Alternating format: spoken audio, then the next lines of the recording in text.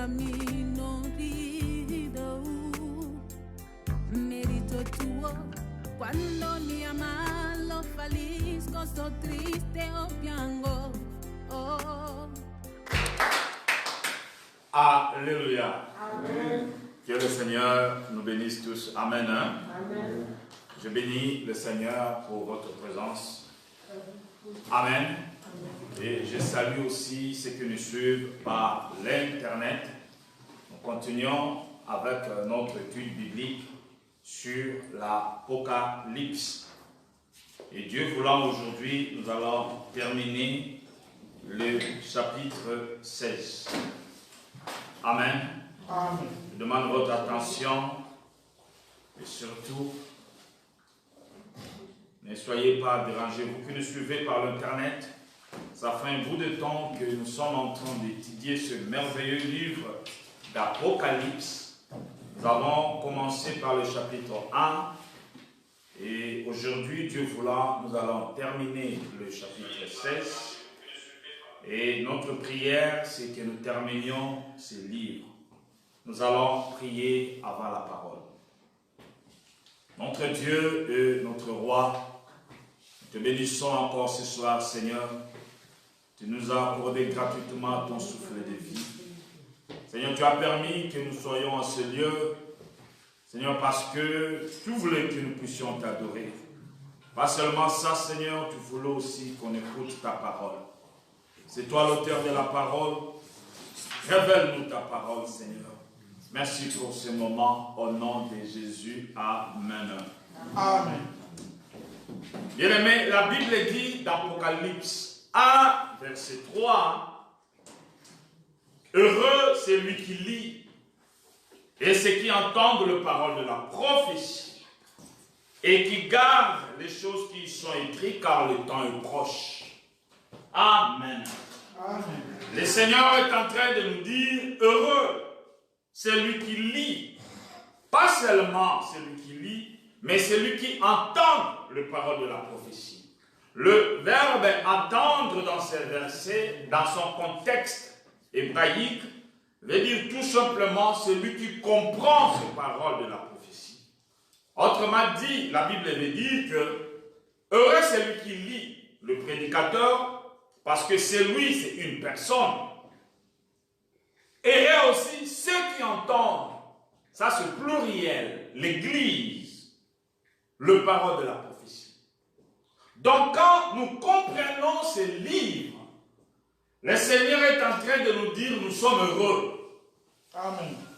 Alléluia. Amen. Quand nous comprenons ces choses que Dieu a écrites dans ces livres, le Seigneur est en train de nous dire nous sommes heureux. Et il ajoute à la fin, pas seulement comprendre, mais garder ces choses parce que le temps est proche. La fois passée, quand nous avons parlé de l'Apocalypse chapitre 15, je vais faire un petit rappel. Nous avons parlé beaucoup de choses, mais cela est très important pour comprendre le chapitre 16. Si nous n'avons pas compris le chapitre 15, 16, ça sera difficile pour comprendre. Et le chapitre 15 de l'Apocalypse n'a pas beaucoup de versets, juste 8. Je vais lire juste quelques-uns pour avoir une idée. Apocalypse 15, verset 1. Apocalypse 15, verset 1. Je lis au nom de Jésus. Amen. Puis je vis dans le ciel un autre signe, grand et admirable. 7 anges qui tenaient 7 fléaux, les derniers, car par eux s'accomplit la parole de Dieu. Pardon, par eux s'accomplit la colère de Dieu. Amen. Amen. Nous avons étudié le chapitre 15. Et dans ce verset, Jean vit dans le ciel quelque chose. Il a vu un autre signe, grand et admirable. Qu'est-ce que Jean a vu? Jean vit 7 anges. Jean m'a dit 7 anges. Qui tenaient quoi? 7 7 fléaux. Jean regardait dans le ciel, il a vu 7 anges qui avaient 7 fléaux, qui gardaient 7 fléaux, qui tenaient 7 fléaux. Jean voyait toutes ces choses qui se passent dans le ciel. Pas sur la terre, mais Jean voyait dans le ciel. Et nous avons dit que représentaient les 7 fléaux. Nous avons dit les 7 fléaux que Jean vit dans le ciel représentaient la grande souffrance qui va arriver sur la terre. Les 7 fléaux que Jean vit dans le ciel représentent la grande misère qui arrive bientôt sur la terre. Les 7 fléaux que Jean vit représentent cette souffrance extrême, pas sur les Zoya Namokili.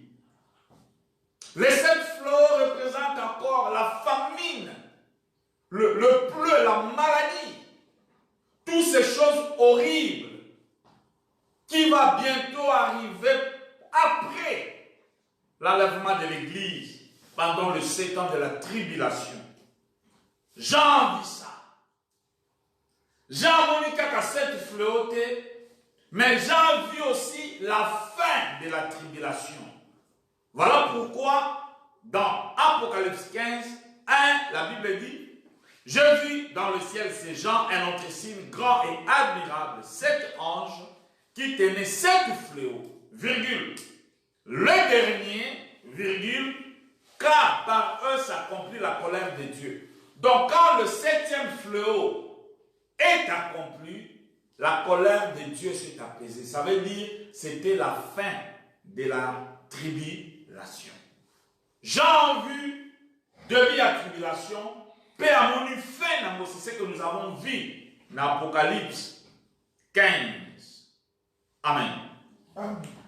Apocalypse 15, 2 à 3, toujours un rappel pour avoir une idée par rapport au 16. Apocalypse 15, 2 à 3, je lis au nom de Jésus. Et je vis une mer de verre, mêlée de feu. Et ceux qui avaient vaincu la bête et son image, les nombres de son nom, debout sur la mer de verre, ayant de harpe de Dieu. 3. Ils chantent le cantique de Moïse, le serviteur de Dieu, le cantique de l'agneau en disant: tes œuvres sont grandes et admirables, Seigneur Dieu Tout-Puissant. Tes voies sont justes et véritable roi de nations. Amen. Amen. Jean vit quelque chose de très important. Qu'est-ce que Jean vit? Jean vit la mer de verre mêlée de feu. Il a vu une mer, Yakitalata, la mélange de feu. Et cette mer se trouve où? Dans le ciel. Jean vit que cette mer se trouve dans le ciel. Mais quand vous lisez chapitre 2 et 3, Jean voit cette mer de verre mélangée de feu qui se trouve dans le ciel. Jean Est-ce que quelqu'un m'attend? Amen. Jean vit ça où maintenant? Sur la terre. Quand vous lisez, dit, je vis une mer de verre mêlée de feu, c'est qui avait vaincu la bête. Qui avait vaincu la bête? Ce sont les vainqueurs de la tribulation. Amen. Ceux qui ont refusé la marque de la bête. Jean Moni Bango devant ces mers. Cette mer dans le ciel, devant le trône de Dieu. Jean vit ça sur la terre. Jean était embrouillé, ne comprenait plus rien. Cette mer de verre mélangée de feu devant le trône de Dieu. J'avais expliqué ça la fois passée. Mais Jean vit ça sur la terre et le vainqueur de la tribulation devant cette mer de verre devant le trône de Dieu. Qu'est-ce que cela veut dire? Ça voulait dire tout simplement quand la tribulation est finie, qu'est-ce qui arrive après la tribulation? C'est le millénium. Et Dieu qui est au ciel à ce moment, et sur son trône, l'Apocalypse nous dit, il y a cette mer de verre mêlée de feu. Pendant le millénium, le trône de Dieu qui est au ciel, désormais ce trône sera sur la terre. Et Jésus qui à ce moment sur son trône, pendant le millénium, il va régner comme roi sur la terre. Voilà pourquoi Jean était surpris de voir le trône de Dieu qui est dans le ciel, c'est maintenant sur la terre, et le vainqueur de la tribulation battait les bosseaux avec des arcs. Ce sont tous les saints qui ont crié au Seigneur pendant tous les âges et tout le temps, se sont présentés devant le trône de Dieu dans le millénium. Voilà pourquoi nous croyons, frères et sœurs, que dans le millénium, il y aura tous les saints de tous les temps. Tous les saints. Voilà pourquoi Jean Zalaki surpris, il y a côté la trône à mon akalikolo. Mais maintenant, il est comme sur la terre, ne comprenait pas. C'était pour dire que dans le millénium, le trône de Dieu sera désormais sur la terre. Alléluia. Amen. Quand nous lisons Apocalypse 15, 5 à 8, Jean dit encore, Apocalypse 15, 5 à 8. Après cela, je regardais le temple du tabernacle du témoignage fut ouvert dans le ciel. Les 7 anges qui tenaient les 7 fléaux sortirent du temple revêtus d'un lait pur, éclatant et ayant des ceintures d'or autour de la poitrine. 7. Et l'un des 4 êtres vivants donna aux 7 anges 7 coupes d'or pleines de la colère du Dieu qui vit au siècle des siècles.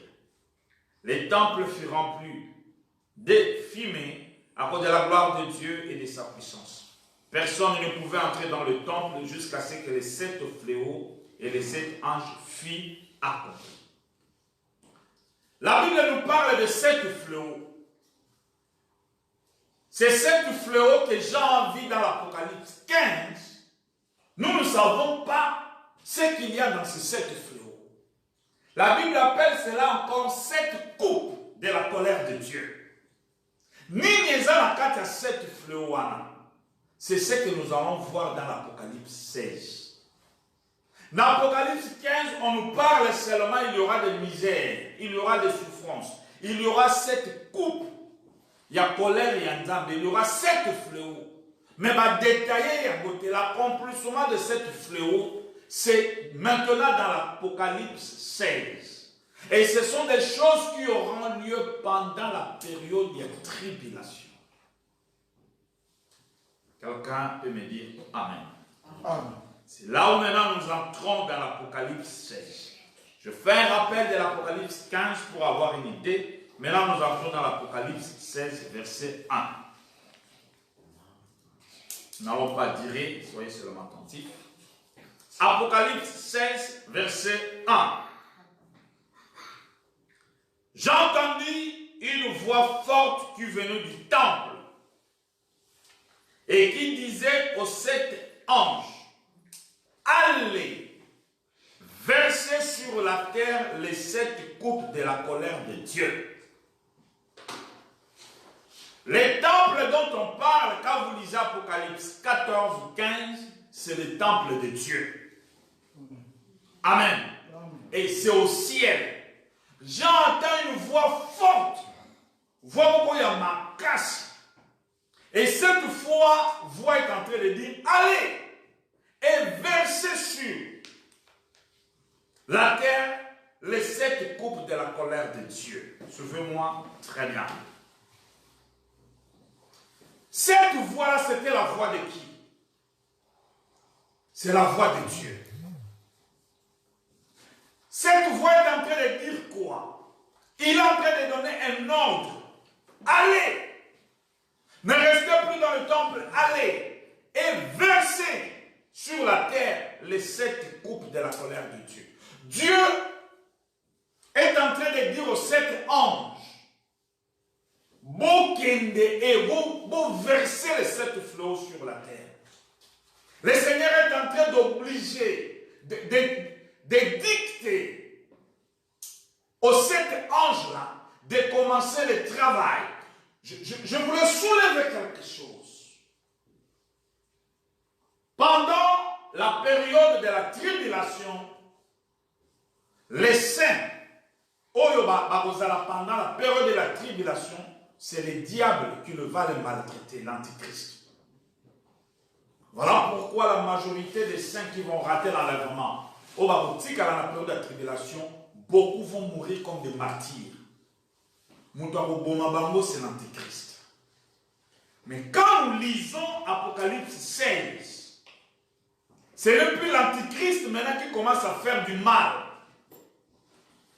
Qui maintenant fait du mal? C'est Dieu. Quand vous lisez chapitre 16, ce n'est plus Satan. Même Satan lui-même est bouleversé. Les saints, Satan, pendant qu'il maltraitait avec la marque de la bête, marque de la bête, il souffrait. Et beaucoup sont morts. Beaucoup, la majorité de ceux-là qui vont, les saints qui vont traverser la tribulation, ils vont mourir comme des martyrs. Beaucoup vont mourir. Mais ici, dans l'Apocalypse 16, la Bible est claire. Ce sont ceux-là qui ont reçu la marque de la bête que le Seigneur est en train maintenant de frapper. Je recommence. 16.1, j'ai entendu une voix forte qui venait du temple, le temple de Dieu, qui disait aux 7 anges, allez, versez sur la terre les 7 coupes de la colère de Dieu. Alléluia. Et nous avons dit, celui qui parlait, c'était Dieu. Il donnait les ordres à qui? Aux 7 anges. De faire quoi? De commencer le travail. Et quel travail? Les 7 coupes de la colère de Dieu. Les 7 fléaux. Et banda maintenant. Et il s'adressait, qui devait maintenant souffrir? Ce sont ceux-là qui ont eu la marque de la bête.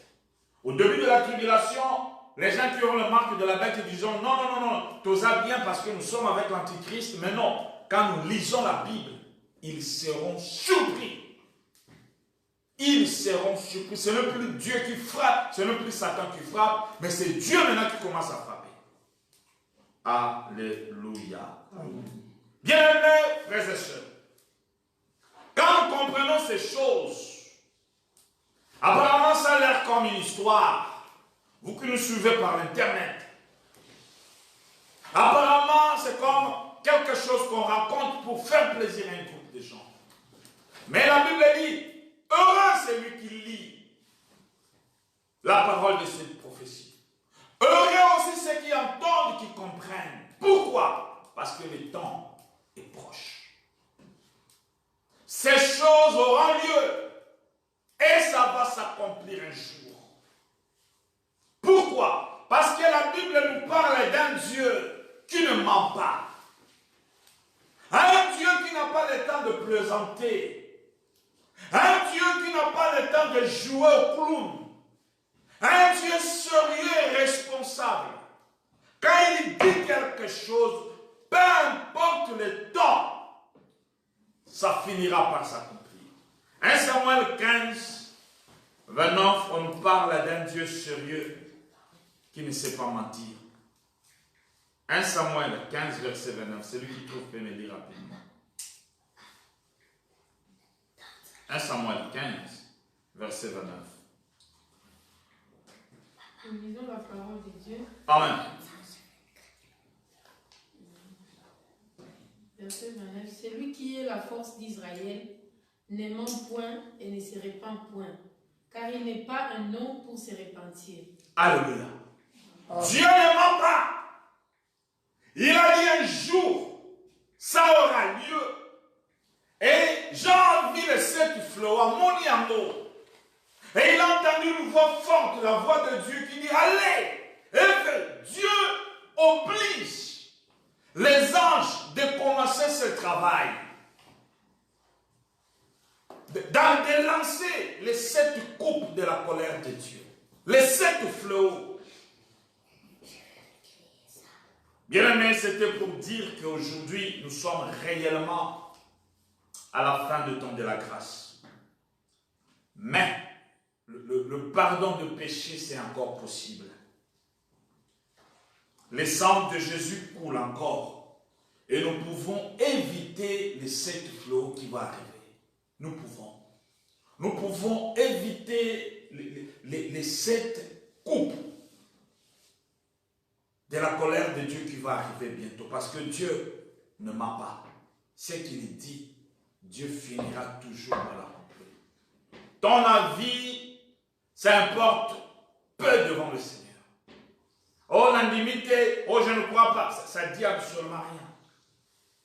Ce qu'il a écrit dans sa parole, et finira par s'accomplir. Et souvenez-vous, je dis souvent ces choses. Dieu l'a prédestiné pour son Église, afin que l'Église entende ces choses et comprenne, et qu'il se prépare pour éviter la tragédie qui va arriver. Alors nous avons étudié dans le chapitre 15 les 7 fléaux qui vont arriver sur la terre, les 7 coupes de colère qui vont arriver sur la terre. C'est étonnant de voir un Dieu saint, un Dieu très bon, compatissant. Mais ce Dieu commence à frapper la terre. Ce Dieu commence à frapper la terre. Amen. Apocalypse 16, verset 2. Nous avons lu 1, maintenant nous lisons 2. 1, nous avons dit, j'ai entendu une voix forte qui venait du temple, c'est le temple de Dieu, qui disait aux 7 anges, allez et versez sur la terre les 7 coupes de la colère de Dieu. Écoutez maintenant 2. Apocalypse 16, verset 2. Le premier Allah, qui est le premier? C'est le premier ange, que Dieu vous bénisse. C'est le premier ange, nous parlons de 7 anges qui tenaient les 7 fléaux. Les 7 anges qui tenaient les 7 coupes de la colère de Dieu. La Bible dit le premier Allah. Qu'est-ce qu'il faisait? Il versa sa coupe sur la terre. Et un ulcère malin et douloureux. Lisez avec moi. Douloureux frappa qui? Les hommes qui avaient quoi? La marque de la bête et qui adoraient son image. Là maintenant, ce n'est plus Dieu. On ne parle même pas des saints qui seront dans cette époque-là. Non. On parle de ceux-là qui se réjouissaient avec l'Antichrist. Ils se disaient, punissons l'Église. Tant qu'on va saint, tant maltraiter la saint, nous sommes avec l'Antichrist, vivons la joie. Ils ne savaient pas que dans la tribulation, Dieu aussi va les faire souffrir pour avoir une marque de la bête. Alors la Bible dit, tous les hommes au Bazara qui n'ont marque de la bête, ils ont commencé à souffrir de ulcère malin. Ulcère malin, à Lingala, je peux dire c'est quel genre de maladie? Estomac, c'est Marie-Paul, quel genre de maladie? Ulcère malin, ils ont la basse. Vous qui nous suivez par l'internet, ulcère malin, c'est une sorte de masse. Comprenez ça comme ça. Et la Bible dit tous les hommes, quand on parle de tous les hommes, ça veut dire hommes et femmes. Oh, il va qui marque de la bête. Oh, il va qui croit adorer. Il croyait que c'était beau. Dieu commence à s'occuper d'eux. Quelqu'un me dira, mais pasteur, la Bible est claire que ce sont ceux-là qui ont eu marque de la bête et qui ont adoré son image, des besoin, ulcère malin. Et ceux qui ont dit non. Alors quand nous lisons la Bible, les saints qui marquent de la bête, beaucoup vont mourir. Beaucoup vont mourir. Et le peu qui vont rester, Satan a brisé comme vous ne pouvez pas imaginer. Je suivi un homme de Dieu hier qui m'a beaucoup édifié. Il dit la joie ne sera même pas pendant la période de la tribulation. Parce qu'il y aura des morts comme vous ne pouvez pas imaginer. Ça sera une période d'enterrement, parce que ça sera terrible. Ça ne sera pas comme le monde d'aujourd'hui où nous pouvons vivre ça enterrement, nous pouvons vivre pendant un temps, ça va quelqu'un partir. Dans la période de la tribulation, les morts seront en cascade. La Bible nous dit que Dieu, le premier, Allah versa sa coupe. Un ulcère malin douloureux frappa les hommes qui avaient la marque de la bête. Alléluia. Apocalypse 3. Les seconds c'est qui? Le deuxième ange, que le Seigneur vous bénisse. Il versa sa coupe dans la mer. Et elle devint du sang, comme celui des morts. Tout être vivant mourut, tout ce qui était dans la mer. Quand le deuxième fléau commença, le deuxième coupe a commencé. La mer a changé, comme le roi Makila. Et tout ce qui était dans la mer là, est couffé. Donc le poisson qui sont dans de mer, ça serait un monde sans poisson. Bakokoufa. Maille est comme rouge. Rouge le roi Makila et bébé. Frères et sœurs, imaginez-vous dans un monde où ma mère nyonso ya mokili et comme makila bambisi babandi kokufa. Ça veut dire quand bambisi bazo kufa babandi kopola dans ce monde-là. Et là, pendant ces temps, les gens qui mangent, les gens qui sont dans la mer, ils commencent à souffrir. Ça veut dire la misère commence à entrer dans le monde. Maïe bandi kozanga. Parce que l'eau est polluée, l'eau, maïe est baby. Alléluia. Nous sommes au verset 4. Le deuxième ange, il a versé, le deuxième, il a versé l'eau dans la mer. Le troisième, maintenant, il versa sa coupe où? Dans le fleuve et les sources d'eau. Deuxième, qu'est-ce qu'il a fait? Namaya mineni.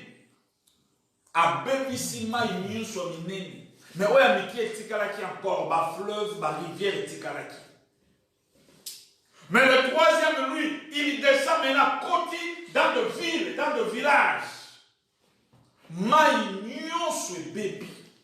Ça veut dire pendant cette période, ma ezate.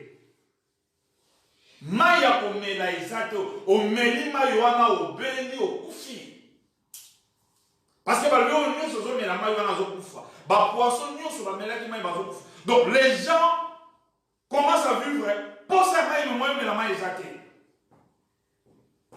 C'est ce monde-là qui va arriver sur la terre.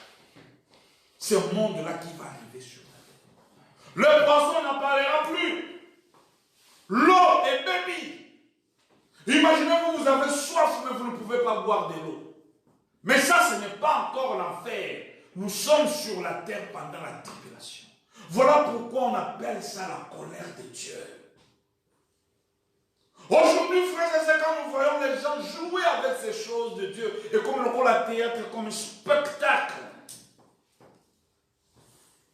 les gens s'amusent avec les choses de Dieu. Ça devient comme un jeu, comme une blague. La sœur Régine est en train de me dire aujourd'hui, frère, est-ce que Denis c'est réellement un pasteur? Ils sont en train de jouer avec les choses de Dieu. Mais un jour, ce qui est écrit dans la parole, ça va s'accomplir. Et nous comprenons que Dieu, il n'est pas seulement un Dieu d'amour, il n'est pas seulement un Dieu de bonté, mais c'est un feu dévorant. Dieu, c'est un feu. Donc le troisième ange, lui, il entre encore dans le fleuve, dans le cours d'eau. Alors, maïnio son kili au béba, et comme le rôle makina. Comment on va se laver? Comment on va boire? Comment on va préparer? Parce que si vous utilisez cette eau, c'est la mort. Ça veut dire que les gens vont mourir, voir leurs enfants en train de mourir. Tu vas voir ta femme en train de mourir.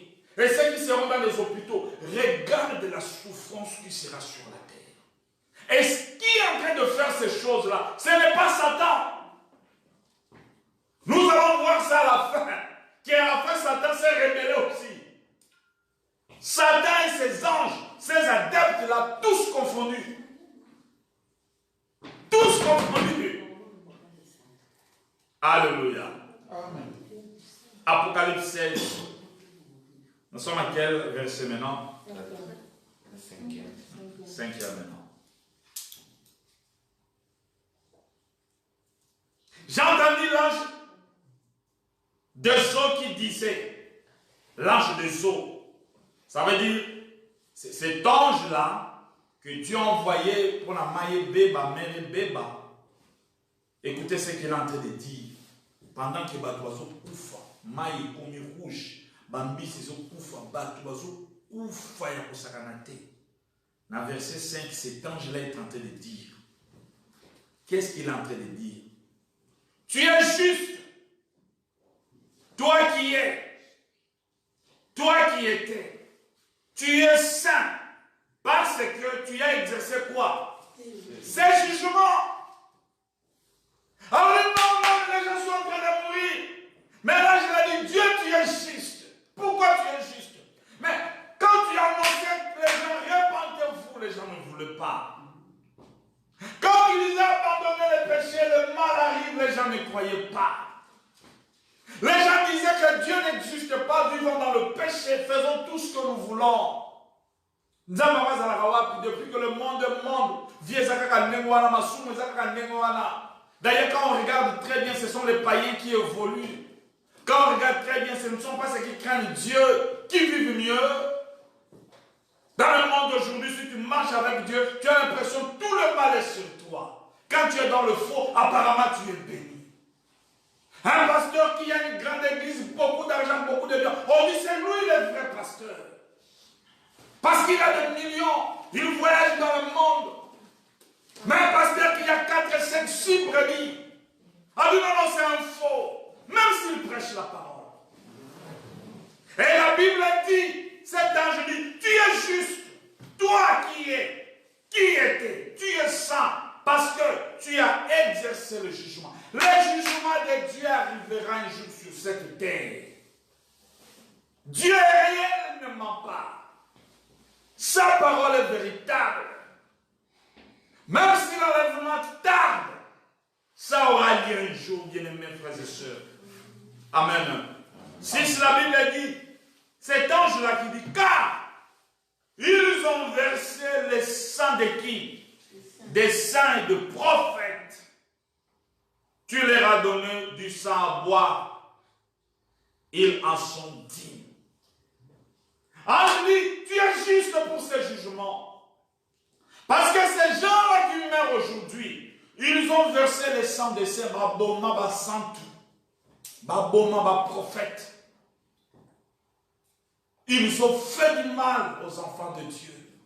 Ils ont fait du mal à mes envoyés. Voilà pourquoi j'ai dit bien, mais ne faites pas du mal aux enfants de Dieu. Faites attention, vous qui faites du mal aux vrais hommes de Dieu. Un jour, tôt ou tard, vous payerez cela. Le Dieu de la Bible, c'est un Dieu juste. Alléluia. Et 7, j'ai entendu l'autel qui disait, oui, Seigneur Dieu Tout-Puissant, tes jugements sont véritables et justes. Donc la souffrance qui va arriver sur la terre, c'est la justice de Dieu. La misère qui va abattre pendant la tribulation, c'est la justice de Dieu. Parce que Dieu a informé, il a envoyé des serviteurs, il a envoyé, les gens n'ont pas écouté. Dieu a envoyé, les gens n'ont pas écouté. Aujourd'hui, quand vous prêchez ces choses à l'église, on dit nous n'avons pas besoin de ces choses. Dites-nous comment on va devenir riche. Dites-nous comment on va se marier. Dites-nous comment on va voir de nouvelles voitures. Nous ne voulons plus de cette vieille évangile où marcher dans la sainteté, vivre dans la sainteté, demain il y aura l'enlèvement de l'église, aller au ciel. Les gens ne veulent plus de ces choses. Voilà pourquoi la souffrance qui arrive sur la terre, c'est la justice de Dieu. Quelqu'un peut me dire amen. Amen. Apocalypse 16, verset 8. Le quatrième versa sa coupe sur le soleil. Le quatrième, c'est qui? Quatrième. Il y avait combien d'anges? 7. Que Dieu vous bénisse. Vous êtes avec moi. Le quatrième versa sa coupe sur le soleil. Écoutez ce qu'il dit. Il lui fit donner de brûler les hommes par quoi? Par le feu. Qui donne l'ordre de brûler les hommes par le feu? C'est Dieu. Dieu d'amour.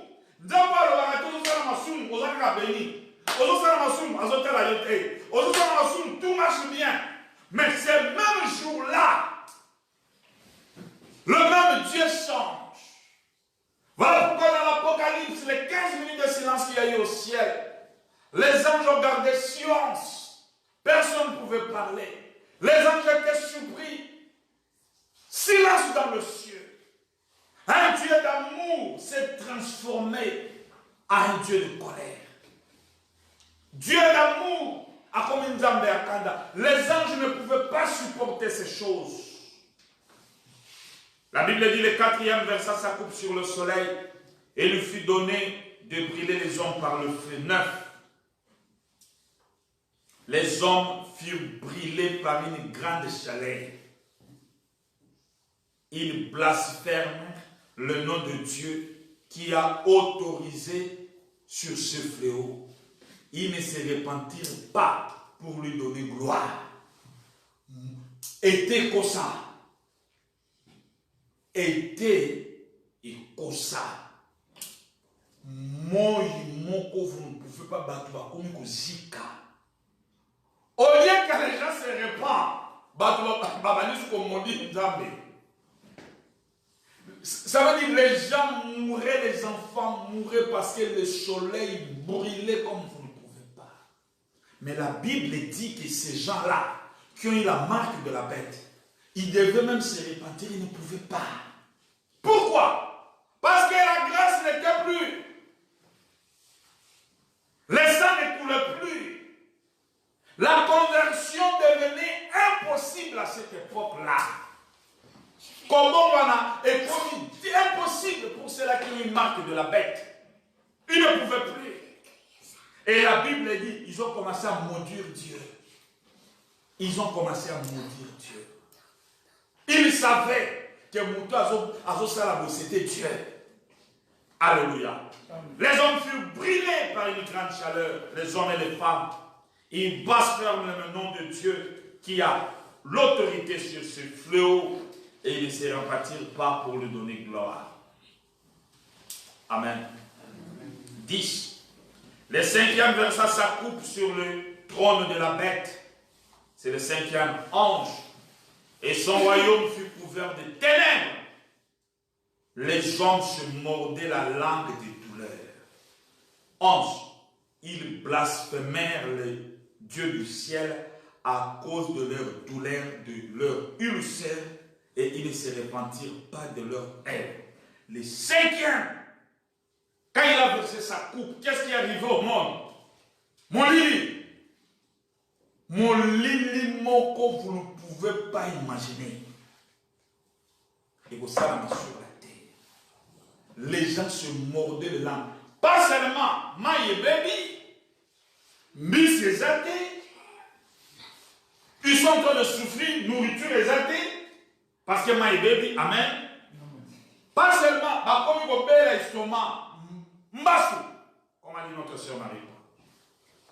Ils souffraient d'une ulcère terrible, malin. Baza malade na Mbassou na bango, Maya comme les athées, Maya comme les athées, biloko kolia les athées, ça c'est sur la terre. Et qu'est-ce qui s'est passé? Moi, ezikisi bango batu ba koufi, les gens pleuraient, batu ba mandi ko maudire Nzambe. Et quand le soleil est parti, qu'est-ce qui arrive maintenant? Les ténèbres.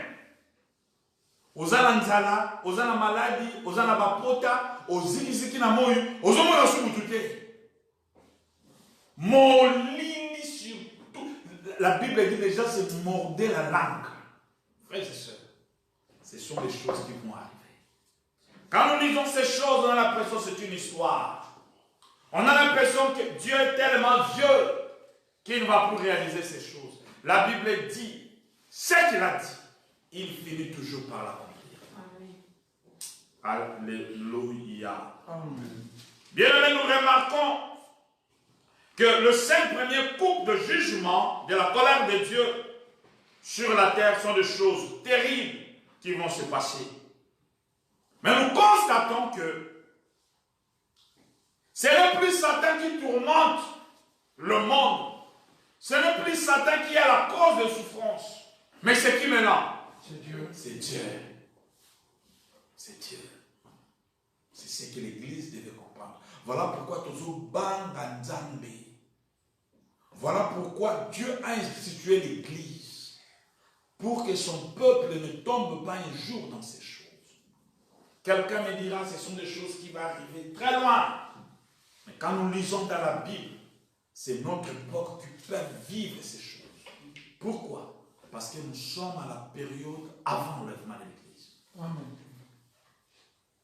Nous sommes dans une période glorieuse, mais une période très risquante. Une seconde près, nous pouvons entrer dans ces choses. Nous sommes dans une période merveilleuse où nous pouvons voir l'enlèvement de l'Église. Mais si nous jouons juste un peu, nous allons subir ces choses. Et la volonté de Dieu, ce n'est pas que nous subissons ce qui va arriver, mais Dieu veut nous parler des choses qui vont arriver. Amen. Continuons. Apocalypse 16, 12, et nous allons terminer.